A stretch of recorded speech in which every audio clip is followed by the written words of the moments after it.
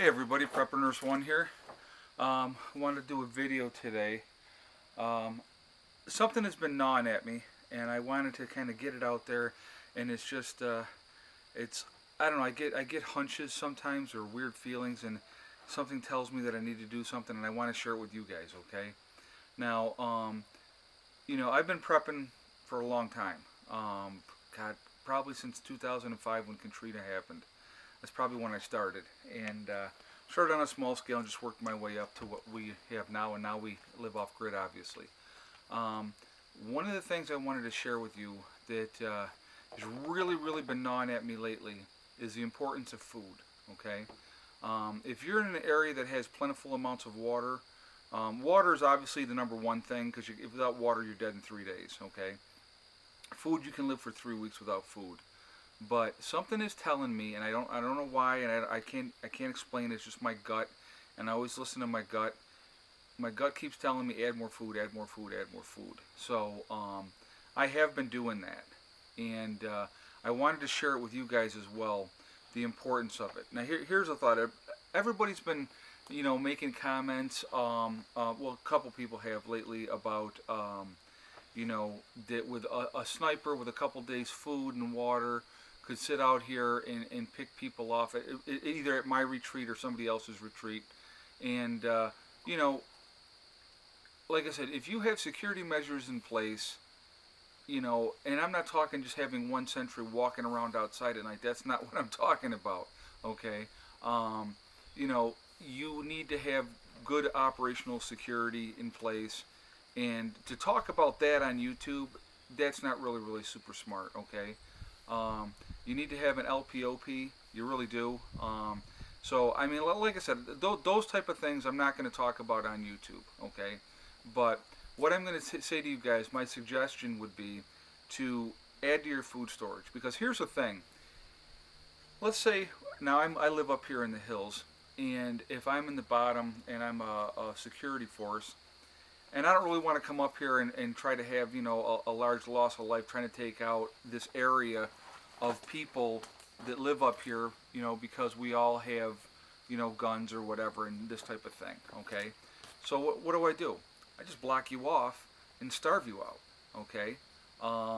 If it's wintertime and you don't have access to food, you're going to come down eventually because you're going to get starved out. Those are the things that are in my head recently, okay? So having enough food in place to get you through the winter and spring until the food is more plentiful out there, that's really important. And having enough food, okay? Comments have been made, and this is a very valid point.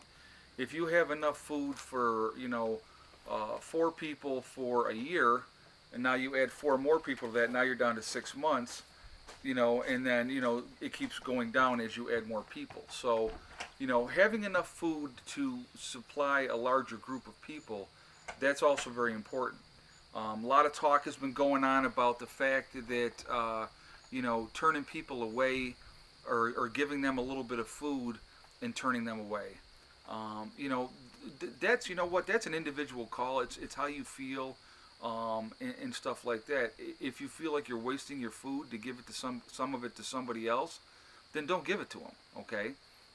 If you feel like that those people will be appreciative of it, and again, that's an individual to individual call. A lot of times, I'm going to tell you what, I truly go with my gut a lot, and my gut generally tells me if somebody's shady or not shady. And if you feel like somebody's going to be a shady individual, you may have to deal with that in a terminate with extreme prejudice, I guess is the right terminology. And Nancy, stop. But he's just coming up to say hello. But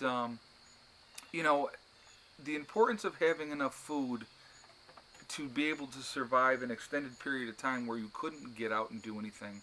Like I said, that's hugely important. Again, water is always going to be number one. 3 days without water and you're dead. So, I mean, up here we got water in abundance. So I'm not worried about water, okay? What I worry about is food. And so that's been my primary focus a lot, is really building up my food storage and having enough, not just for myself and the kids, but for other people that would end up joining me here. And hopefully they're not coming empty-handed. But, you know, it's something to think about. I want you guys to really think about it. Food is really, really important. Um, you know, if I'm an army and I don't want to have to deal with a situation, I block it off. And it's just okay. Here's a good example. Okay, World War II. We were going in. We were the focus was to get into Japan. Okay, so we basically the Japanese were on different islands. There was garrisons on different islands, and we chose which islands we decided to take over. Okay, and we went in and we took over those islands. A lot of islands we skipped, left them there. Okay, you cut off the supply line so the ships can't get in there to get them restock them with food and stuff like that. And granted, they were in a jungle so they could survive better, but you basically cut them off. Now they're not an issue. There's nothing they can do. It's not like they're going to swim out to you and fight you that way. So, you know, those are things to think about. If you isolate somebody off and starve them out, eventually they're going to come down out of the hills because they're skeletons, okay? But if you have yourself in a situation where you have enough food and supplies to get you through, that's not going to be as much of an issue. You know, and the thing is, there's so many different scenarios, guys, and there's so many different things that could happen. You know, to prepare for one thing is ridiculous. You know, having operational security is very important. But the thing is, like again, like I said, I'm not going to talk about operational security on YouTube. That's stupid, okay? But you know, I definitely know what I need to do, what I need to have in place, and things are taken care of in that aspect, okay? So that's all I'm going to leave it as far as that goes. But you know, there's a lot of things that can happen, many scenarios. But if you don't have enough food to get you through an extended period of time where you have to lay low, you're not going to make it anyway. So making sure you have enough food, I think, is really key, and a diverse amount of types of food. You know, I did the video on you know, the storage life of different foods and, you know, different types of things to have. And I think that's really important, to have a different selection of things and not just rice and beans, okay? Because after a while, you would get so sick and tired of eating just rice and beans, you'd want to lose your mind. So having other options is very important. So, you know, be diverse in your food storage. Make sure you have enough of whatever you need, and make sure you have more than enough, not just for your family, but for other people as well. If you choose to give out to help people, that's great. If you choose not to, again, that's your individual call. I don't judge either way, because I understand both ways. You know, you don't want to turn people away, but maybe they come back and they come back and they come back. You can't have that either. And maybe they come back with more people. You know what I mean? You can't have that. So you have to make the hard call. It's up to you as an individual. I already know what I'm going to do.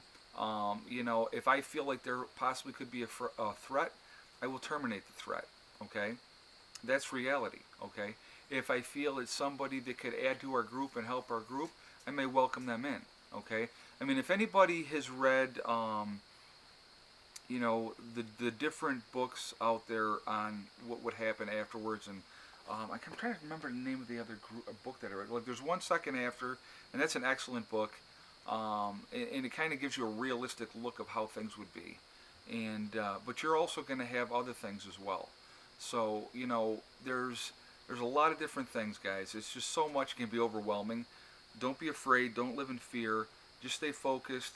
Try to do what you can, and when things happen, you act, then not react. Okay? So today is Sunday, the 25th of September. You know, like I say, just stay focused, and you guys, everything will be fine. You know, but like I said, something is telling me to stock up on food, and I wanted to share that with you because I think it's really important. Really work on your food storage. Okay? So I will talk to you guys later. Have a great Sunday. I hope everybody's doing well. It's a beautiful day today. It's clear blue skies. It's probably 68 degrees today up here. It's actually a nice cool day. So hope everybody's having a great day. I'm going to do the drawing for the winner of the 5,000 subscriber giveaway tomorrow.